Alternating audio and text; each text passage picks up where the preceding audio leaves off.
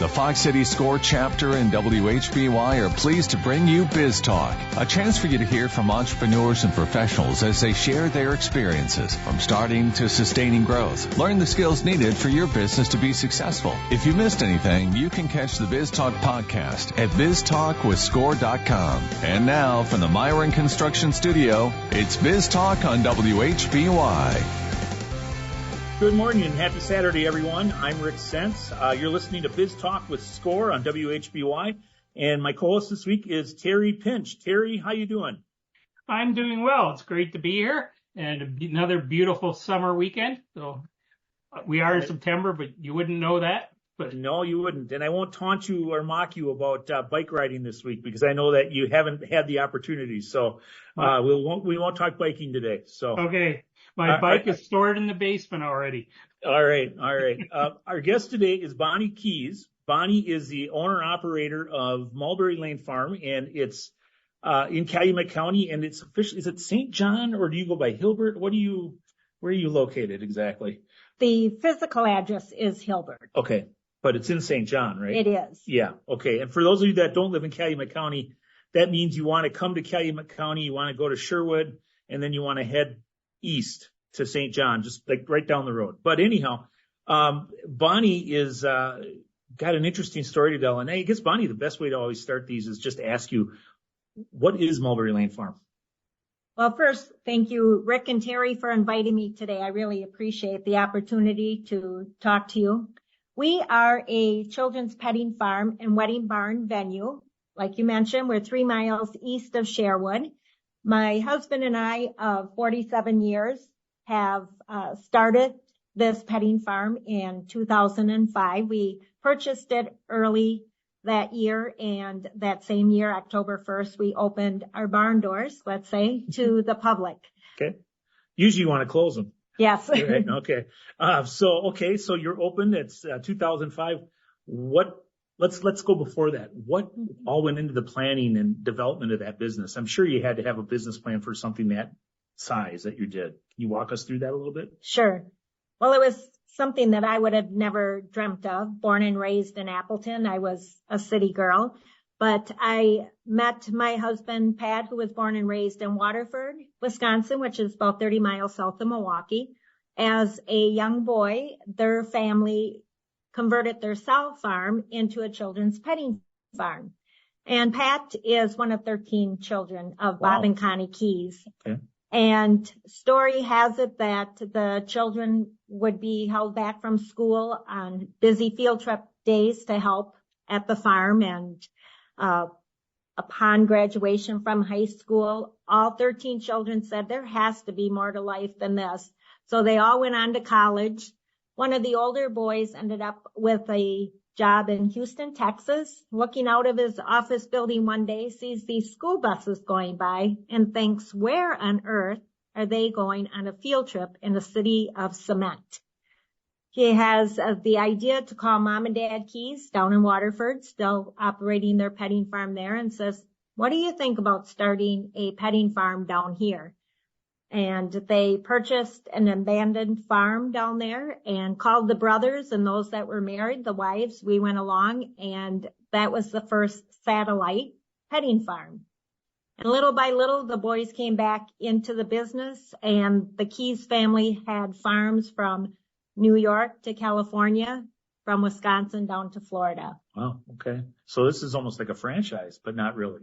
Correct. They're independently owned, but we're associated by name, of course. Okay. But Pat and I had married and lived in Appleton and had Keys Custom Home Improvement. We had our own construction business. And I teased Pat that when he turned 50, he had a midlife crisis, and he said, I want to move back out into the country.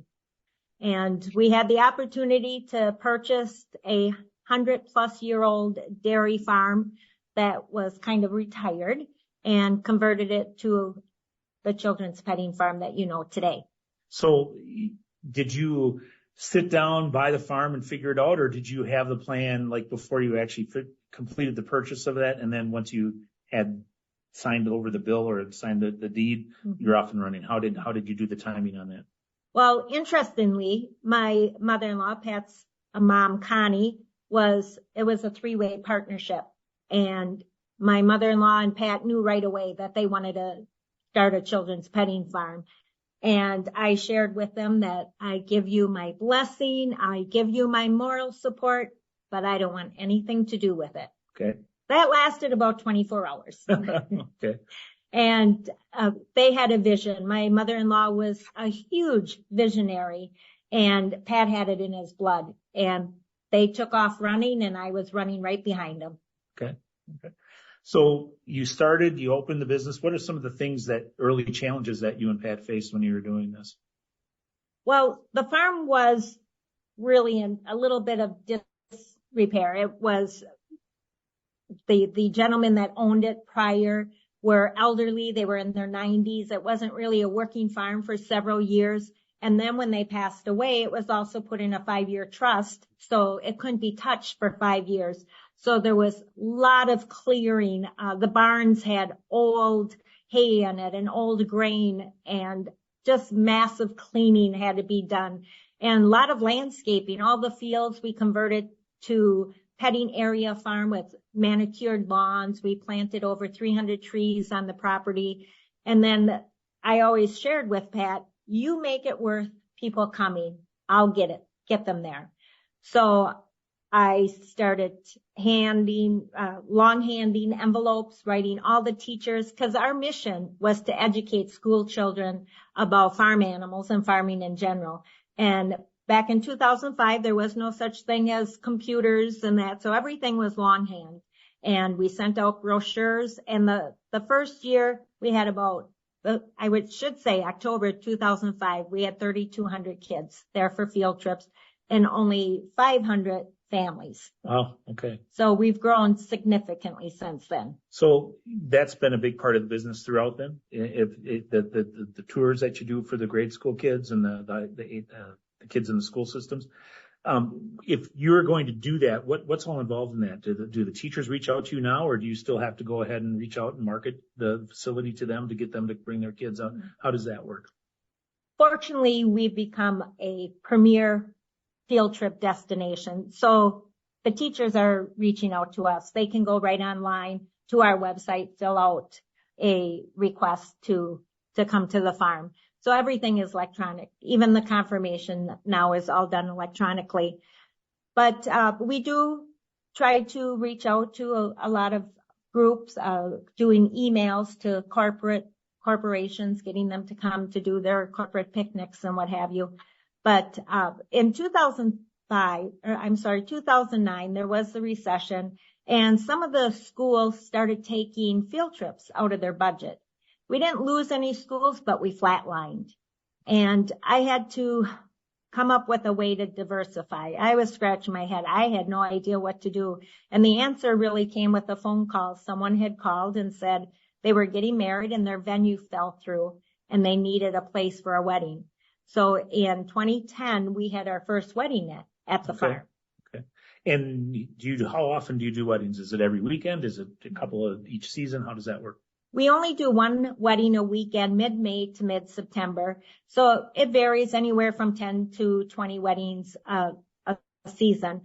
It has become that families visiting the petting farm is our first source of revenue, then followed by our school field trips and then our weddings. Okay.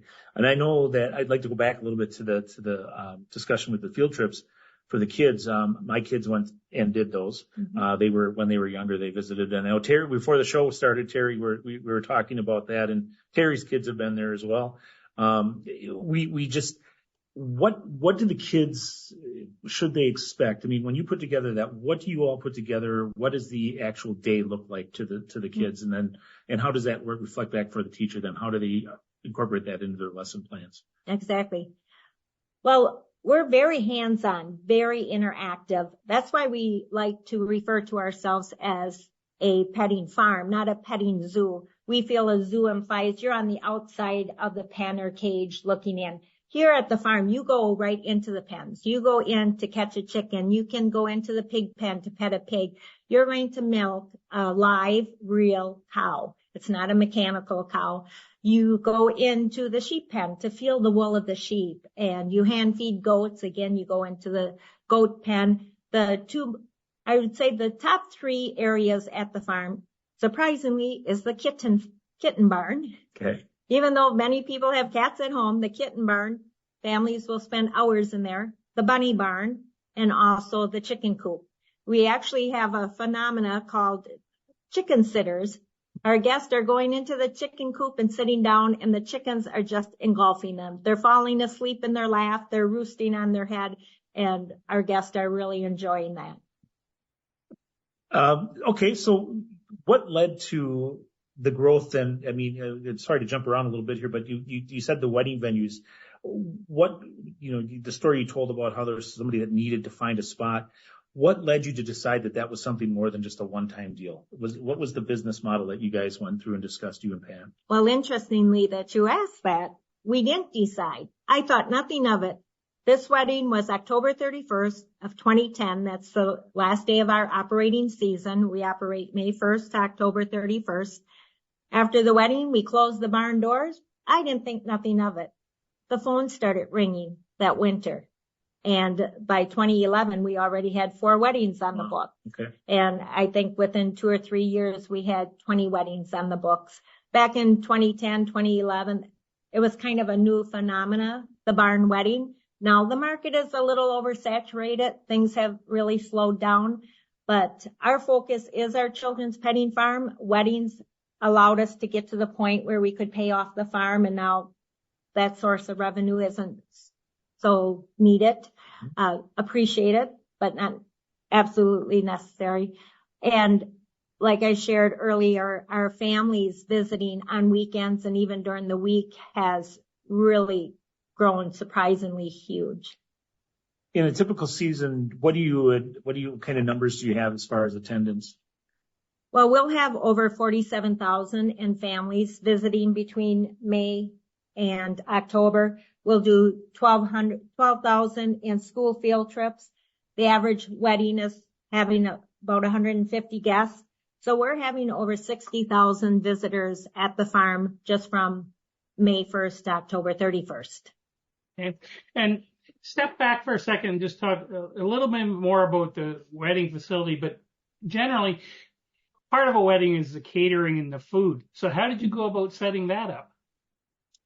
We pretty much provide the venue. Okay. And our couples contract with a beverage caterer. We refer them to Valley Liquor in Little Chute. And then they can also contract their food with the caterer of their choice, whether it's Van Abel's or a barbecue truck or what have you. So did you have to add any facilities for the contractors and things, or were you pretty much set up that it could go as is? It can go as is. Those that they contract with, the caterers, they know that there isn't a kitchen on site, so they come with the food in their heating pans and ready to go to the buffet. Okay. So when you step back then and look at the field events and the field trip events, do they bring lunches with them too as part of what they do for the day? They have their lunch there at the farm? We do allow carry-ins, even though early May and October, the month of October, we have a food trailer that we have, and we do the freshly dipped carameled apples, the hot mini donuts, the chili, the hot cider, and that. But again, we do allow carry-ins for families on a budget. The school field trips, they're going to do about a 2-hour guided tour, going from pen to pen, learning about the animals, and again, interacting with the animals. Then they're going to have lunch either in our outdoor picnic area or on cooler days. We open up the barns for them to go into the barn to have lunch. And then October, they visit the pumpkin patch to each pick their own free pumpkin.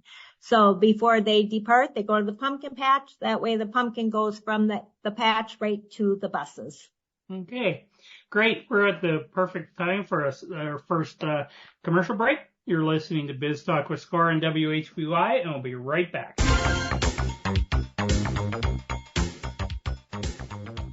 Welcome back to Biz Talk on WHY Radio. I'm Rick Sense along with co-host Terry Pinch this week, and we are talking with Bonnie Keys from Mulberry Lane Farm. But before we get back to our conversation with Bonnie, I'd like to just tell you a little bit about SCORE. Fox City SCORE serves an 8-county area with offices in Appleton, Oshkosh, and Fond du Lac. We have about 45 volunteers, all mentors that each is an expert in their field, and they offer entrepreneurs no-cost and confidential mentoring. Those areas of expertise include IT, social media, marketing, cash flow, accounting, strategic planning, workflow, human resources, retail best practices, and many, many others. In order to register for a no-cost, confidential mentoring session or to learn more about the Fox City SCORE chapter, please visit our website at score.org/Fox Cities. You can learn more about how the SCORE chapter can assist you with starting or growing your business, and you can complete an application for a mentoring session. Simply complete the online form and submit it to SCORE. Within a few days, a SCORE mentor will be contacting you to set up a meeting. Remember, SCORE is no cost and offers experts who can offer you assistance in many different areas. To get started, visit our website at score.org/Fox Cities. And to support small business people, Fox City SCORE is always looking for new mentors. If you have experience that you would like to share with others, we'd love to talk to you. We welcome volunteers with experience in all aspects of business.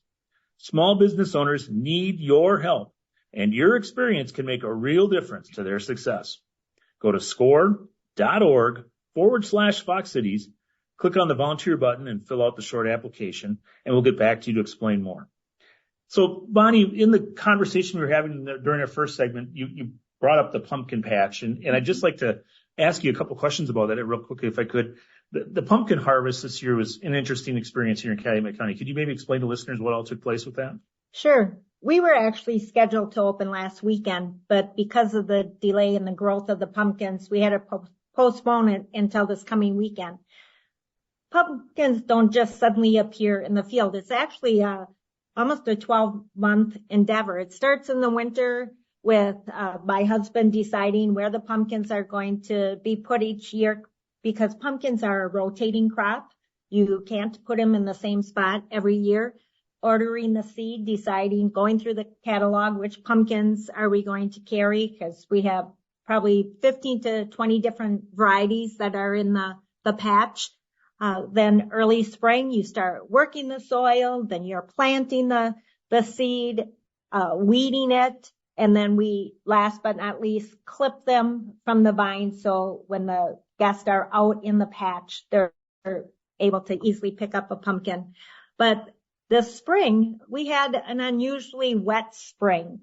So if you were fortunate to find a window to get the seeds planted, then the rains continued and it packed the soil. And that small little seed, sensitive seed, had a hard time bursting through that packed soil. And it delayed the growth of the pumpkin plant this year. Okay, so let's talk just a little bit going back about the size of the farm too, so people understand exactly what it is. First of all, how many animals do you have today, and what did you start with? So what was that transition like? Well, today we have over 350 animals on the property. If you're counting every baby chick, every little duckling, the kittens, the bunnies, and all the other animals we have, from turkeys, pigs, calves, the milking cow. We have mini horses, mini donkeys. We even have a mini mule that was born in April. So once you bring them all together, we have quite a variety of animals. We try to keep it traditional, although we do have peacocks and guinea fowl on the property. Those are probably the most exotic. But we want the farm to be a traditional Wisconsin farm. When you pull onto the property, the first thing you notice is this huge red 4,000 square foot barn that is up on the barn hill. And we want to keep it traditional. We want the children to learn about Wisconsin farming. So you're not going to find the Zorse or some exotic animal at the farm. It's going to be the traditional Wisconsin farm. Okay. And so were you able to when you started out, have this fully in place? Or did you have to kind of add on each year as you found out what people wanted more of? Well, interestingly, the local people, we learned after the fact, kind of chuckled at us thinking, who on earth is going to pay money to go milk a cow? Even Pat's siblings who had farms in these huge areas like New York and California, they're like Green Bay, Wisconsin. Where are you going to find people to come to the farm? But we dug in our heels. Pat went knocking on doors. We had to find a milking cow. We had to find a sow with piglets. We had to bring, the animals in. We had to find the goats and the sheep. We started with nothing. So maybe we had 50 to 100 animals the day we opened, and it's grown over the years. And you said during the break that you actually have to do a census of the animals? We do. We're USDA licensed, and we have to keep meticulous records every time a kid goat or a lamb is born. We have to keep record of that, so we know at any given moment how many animals are on the farm. And is that an annual thing you have to report, or is that monthly? Well, they inspect the farm each year, and then they also do unannounced inspections, so it can vary. Okay. Huh. Well, a lot of different things go on with the government work as they come in, and that's an important one, though, especially for a farm. So, okay, we're at the right spot for our second break. You're listening to Biz Talk with Score on WHBY, and we'll be right back. Welcome back. You're listening to Biz Talk with Score on WHBY, and we're talking to Bonnie Keys from Mulberry Lane Farm. Before we get back to Bonnie, I just want to give you a quick education update. It's kind of our final notice, but we have a conference coming up on September 30th called Accelerate Your Business for Women 24. It is on September 30th, so as I said, at the Kalahari Conference Center. And it's a full day of seminars, networking, panels, and you'll hear things like success stories. You'll learn about social media, how to use artificial intelligence in your business, money management, work-life balance, and a lot of different topics such as that. It's a great day. It's our second event. We had one last year too, and this year it's being put on by all the SCORE chapters within Wisconsin. But it costs $75, so a small fee. But again, it's September 30th at the Kalahari Conference Center. And you can go to score.org/Fox Cities, and you'll see the conference mentioned and click and join. Expect to sell out. So get in there and get in as soon as you can. There'll be 125 people there and a lot of presenters from across the state. So really want everybody to take advantage of that if they can. It'll be another great day. Okay. So Rick, we'll turn it over to you again. Thanks, Terry. Bonnie, Mulberry Lane Farm is one of the leading tourist attractions in Calumet County. Can you let listeners know who makes up that pool of visitors? I mean, we talked a little bit about students and families, but maybe you can give it a little bit more of the demographic of that mix and just let listeners know how you attract your visitors as well, in addition to the school tours. Sure.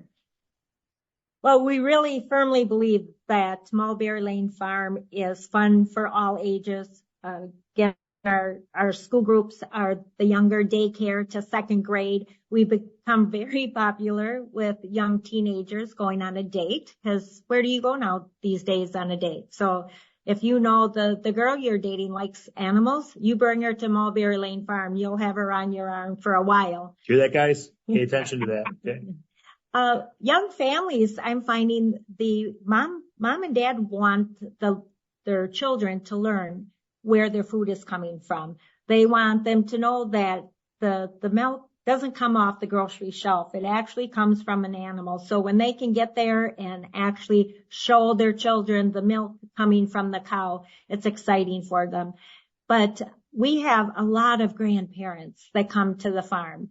The family farm is really a thing of the past, and it's their opportunity to bring their grandchildren out, show them what it's like on the farm, show them what they did as a child, And with all the antiques and memorabilia we have throughout the farm, we have little nooks and crannies that they can walk through, the old tool shed, the step back in time barn, and they thoroughly enjoy having that opportunity to revisit a simpler time. So grandparents, I really get that connection. Do you see a lot of grandparents, grandkids scenarios? Is that kind of the, grandparents stay out with the grandkids kind of a venue? Yes, we see a lot of it. We actually see many 3-4 generations all visiting together. They come from all over the state, even out of state. They meet halfway at Mulberry. Again, they can bring in a picnic lunch if they like. A lot of families, a lot of grandparents, thoroughly. And how do you get those grandparents to know that you're there? And how do you cater to them? What kind of things do you offer to them? Well, now with social media really helps. We're a lot on Facebook and Instagram, and we're still in that demographic that is using that type of social media. So I do a lot of posting there. I try to post at least once a day, if not twice a day. And I try to use the 80-20 rule. 80% being context of valuable information, interesting information, and only 20% of it being promotional. And it's amazing. I find the reach. We have over 27,000 followers. And when I post some interesting fact, it seems like it goes viral. If I'm promoting an event, I almost have to run an ad for it to go anywhere. So the 80-20 rule really does work for you. Mm-hmm. And I know that every year you do a special day for just grandparents. Can you maybe give listeners an idea about that? Sure. Well, we have special events throughout the year, and that's great to be able to promote those events on social media. Mother's Day is probably the biggest day of the year. This last year, we had over 3,200 in just one day. We have Father's Day event. And then Grandparents' Day is the first Sunday that follows Labor Day. It's National Grandparents' Day. And grandparents are free with another's paid admission. So it's a great opportunity for them to come out with the grandkids, and they get to visit. You must have a ton of staffing need based on that. When you start throwing around these numbers of hundreds of people this day, that day, what do you do? How do you attract staff and other opportunities for people out there that might be interested in working at Mulberry Lane Farm? Absolutely. Well, in fall, we'll have to hire a minimum of 40 people to fill the job of maybe 20, because our field trip guides, they're going to be retired teachers or stay-at-home moms that only want to work 1 or 2 days a week. Weekends, it's really hard to get school students, the high school student and the college student to want to come out and work. So we have to hire so many more to equal one person. We do social media. We contact the local schools. We ask them to make the announcements over the PA in the morning that we're hiring, and do our best to try to get the staff out there that we need. Fortunately, during the week, we do need a specific number of employees for our school field trips, but on weekends, our families are self-guided. So they go from pen to pen at their leisure. So we don't need somebody in every pen, although we'd like to. If we are a little short-staffed, we depend on the parent taking care of their child and watching their child with the animals. So you've got this wonderful facility, and you've been doing it for many years. What keeps you motivated? What gets you excited about the role the farm has in people's lives yet? Right. Well, there's nothing like seeing the smile on the children's faces and the giggles when the calf is licking their arm or what have you, and seeing the joy even of the grandparents as they're seeing their little ones interact with the animals. And for weddings, the wedding guests are over the moon about the facility, and it just gives you a good warm feeling. We go to bed at night dead tired, knowing that there's a lot to do tomorrow, but we're encouraged to keep going because it's so fulfilling. And how often are you and your husband out walking around the facility during operation time? Are you there readily available? I'm not at the farm as much because take the role behind the scene doing the paperwork, the payroll, and what have you. Pat's on the farm almost 24/7 and interacting as much as he can. But again, he has a 125-acre farm that he has a lot of field work. He has a lot of barn maintenance and equipment maintenance. But we do interact with our guests as much as possible. Okay. So as you look back at where you've come from over almost 20 years now, who played a critical role in helping you get there? So who do you look back as one of the mentors that really helped you get to where you are today? That would have to be my mother-in-law. She was our biggest cheerleader. She was the most optimistic person I ever knew. And she was so encouraging. And she was my mentor that I looked up to. And I learned right away to listen. If you're starting a new business, that's number one. Listen to those that have been there, done that. They know what works. They know what flies. They know what flops. And I would just soak it in as much as I could. Okay. So, looking back over these 20 years, is there anything you would have done differently? That's a good question, Terry. I'd have to give that some thought.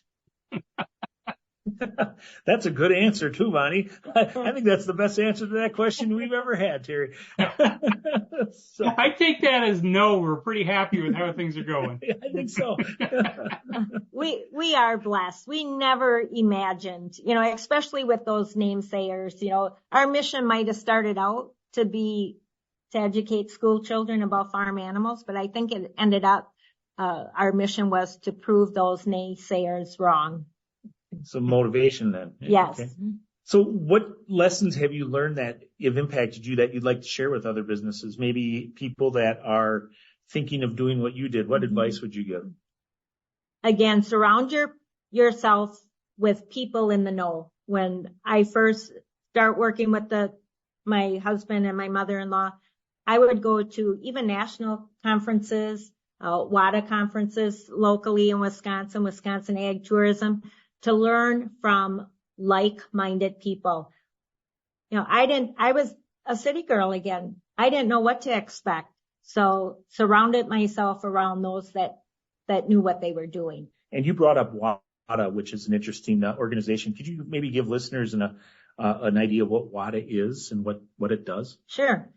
WADA is Wisconsin Ag Tourism Association, and it's a organization that brings ag tourism entities together, again, to learn from each other. They promote us throughout the state of Wisconsin. They're the source of in the know people. You go to them and they can get you in contact with government agencies. Say you have a question about licensing your venue, they can direct you in the right area to go. And they've been so helpful with myself, with being in the wedding venue business, and they're great advocates. You probably heard about the Tavern League law that was just passed, the liquor law license.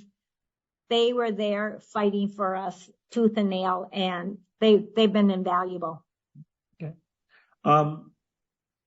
What big lesson have you learned that just kind of hit you over the head during this whole experience you've had that you just never saw coming? What lesson is that you'd like to share with folks? I'd probably say take that leap of faith. Sometimes it's scary. It's scary starting a new business, especially if you're starting something new that you've never done before. I just encourage the listeners, if you're thinking of starting a new business, do your market analysis. For instance, I think I mentioned earlier, wedding venues, the barn venue area is kind of oversaturated. You might want to think twice about going down that avenue. So do your homework before you start something new. And what do you guys have, you and Pat have on the horizon for things that you'd like to try that's new?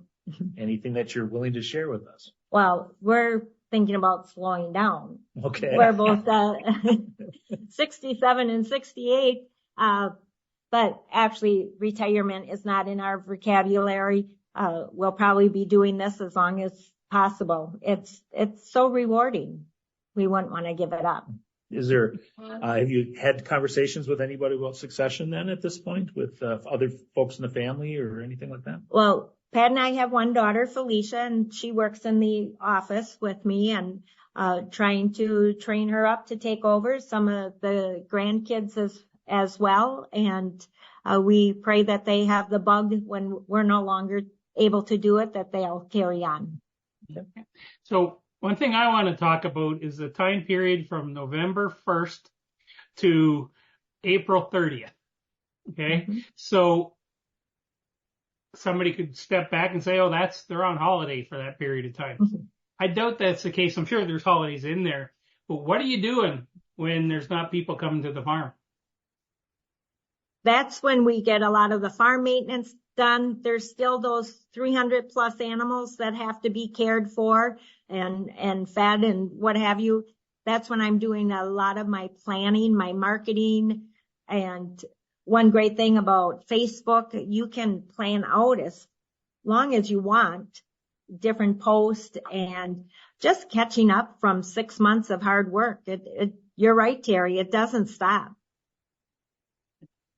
And so is that the timing too for when you may go to some of the conferences and association activities? Absolutely. And we like to visit our sister farms. In fact, I took myself and my management team to the New York farm for their Easter egg hunt this last April. And it's great to visit some of these venues in the warmer states just that operate in the winter to learn from them again, to surround yourself by like people. And I'd be amiss if I didn't mention my management team here today. Without them, I don't know if we'd be where we are. They are superior. I couldn't be blessed more. So I would encourage the listeners again, if you're starting your business, make sure you surround yourself by strong staff, strong management. My team has taken ownership. They treat the farm as if they own it themselves, and we couldn't be more thankful. Okay. With the event center and the weddings, do you use that event center for, say, corporate or other meetings as well, or is it primarily for wedding? Oh, we host several company picnics, Bassett Mechanical, Flora Imprint, Bellmark. There's a variety of them. Many of the companies allow their employees to come, for instance, for Imprint.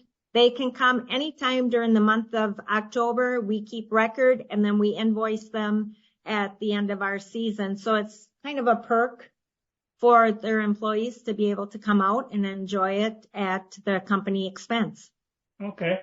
And so they bring in a catering truck and have a little event and activities for the employees.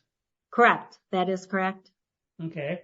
So as you look at all those different activities and the things that you've created over time, what opportunities do you see that you could add going forward, or is it to the point where you think you have the perfect mix of what you need to do to keep customers interested in coming back and forth? Well, I think it's kind of like what happened with weddings. I never imagined it. So do I know what's going to be around the corner? I don't today, but I might tomorrow. I think sometimes it just jumps out and smacks you in the head without any plan. You can assign that task to your daughter and see if she can come up with another idea for what works for the future. Okay. So, one last question is before we go to the break. It's still a 125 acre farm. It's not just the petting farm aspect of it. How difficult is it to manage the farm while you still have all these people coming on site on a regular basis? So most of the farm is obviously focused in the petting aspect, but you've got a lot of work to do. How do you do that? How does your husband do all of that with all those people on site? Right.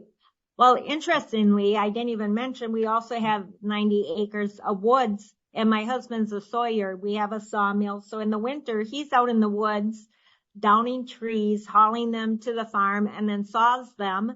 So that's how we say the barn has to be resided. The rough sawn lumber is used in that. So he's busy 24/7, just keep going, plugging along. There's always something to do. There's no moss growing underneath our feet. Yeah, and that what kind of brought it up is I come from a family that's got some farming background, and all I can remember for my brother-in-law and others is there's a lot of hours that go into this all the time. Mm-hmm. So, but okay. If you love what you're doing, Terry, if you love what you're doing, it's worth it. Yeah, that's true. All right, we're at the place where we're going to take our final break. You are listening to Biz Talk with Score on WHBY, and we'll be right back. I'd like to thank the sponsors and donors who bring Biz Talk with Score to you each weekend. We couldn't present Biz Talk without their generous support. Thank you to Hailing & Associates. Hailing & Associates helps small businesses and individuals not just prepare tax returns, but plan for taxes, thereby helping you minimize taxes for this year and beyond. Hailing & Associates, personal connection, positive results. A special thank you to the Business News for promoting our program in the biweekly business newspaper serving Northeast Wisconsin. If you aren't already subscribing to the Business News, you should. The paper is delivered biweekly and contains relevant and useful information about the business community in Northeast Wisconsin. We would also like to recognize the David L. and Rita E. Nelson Fund within the Community Foundation for the Fox Valley region for their generous donation in support of BizTalk and Score Fox Cities. Okay, so now we'll turn it back over to you, Rick and Bonnie. Bonnie, I just want to give you an opportunity to share your contact information with listeners so you can let them know how to get a hold of you online and stuff like that. Certainly. So our email address is Mulberry Lane Farm, WI.com, or give us a jingle at 920-989-3130. We'd be happy to talk to you, tell you all about the farm. And if you've never been to Mulberry Lane Farm, now's the perfect time to visit. We've started our pumpkin harvest celebration with the opening of our pumpkin patch. So besides visiting all the animals, interacting with them, you also get a hayride to the pumpkin patch. We have over 13 acres of pumpkins that you get to pick from, no matter the size, no matter the color, free. Each guest gets to take home a free pumpkin with their paid admission. And also bring an appetite. Our food trailer is open on the weekends with all the yummy fall tasty foods like the fresh dipped carameled apples and the hot mini donuts, the chili hot apple cider, to name a few. So I could go for some of that right now. And you mentioned you have a group in social media that has a propensity to use Facebook. Can you maybe give people information on how to find you on Facebook? Just plug in the search engine, Mulberry Lane Farm, and we should pop up. We have a cute little logo. Kids love our critters. And follow us on Facebook. Keep alert to all the happenings around the farm, and we'll post the births. A lot of times we'll ask you to help us name the cute little animals as they're born. So I think that the listeners would really enjoy it. Okay. You mentioned the kids and the little animals and the critters. Do you have a story, a recollection of one or two or some of the kids' interactions with the pets that you could share with listeners? Well, interestingly, again, being a city girl, I wasn't prepared for the first time. My mother-in-law threw me out into the arena to be a tour guide. And she said, "Don't worry, Bonnie, we'll just give you the little kids." And at the end of the tour, when they came and they wrapped their arms around my legs, it's like I kind of got choked up. It was so rewarding. I couldn't believe it. And how often do you find yourself experiencing that feeling when you're out there? I mean, it's got to be quite often, I would think. It is. Even when I help with the dress rehearsals for the weddings, a lot of times I have to stop a moment because I get choked up because I really am appreciative. We don't take it for granted. We feel blessed that we can host weddings at the farm and that we can host school field trips and families. We're blessed. Okay. Last question, Bonnie, is if somebody is looking for a reason to come out there, what reason would you give them to come to Mulberry Lane Farm this fall? Well, there's something about going out take a drive in the country. The colorama is beautiful in Wisconsin, and there's nothing like spending time on a farm, especially in the fall. It's just a magical time and a magical place. Okay. Bonnie, thank you. It's a really good story, and we love to see the success of the business in Calumet County doing very well. For our listeners, thank you again for listening to Biz Talk with Score. You can find previous shows on our website, biztalkwithscore.com, or on podcasters everywhere. Again, listen to WHBY each Saturday morning. You'll hear us again. Thank you, and we'll talk to you next week.